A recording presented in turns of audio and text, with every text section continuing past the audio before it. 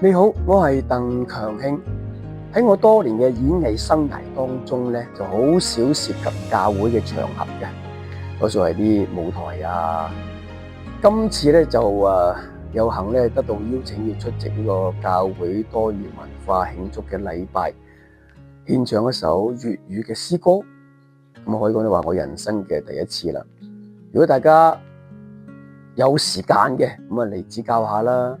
咁仲有午餐招呼大家嘅，日期就係6月27號嘅星期六，時間係上晝10點半，地點咧就係喺溫哥華嘅間教會叫做 Oakridge 福林教會，詳細地址就喺溫哥華嘅5350 Bailey Street 貝利街，咁到時見啦。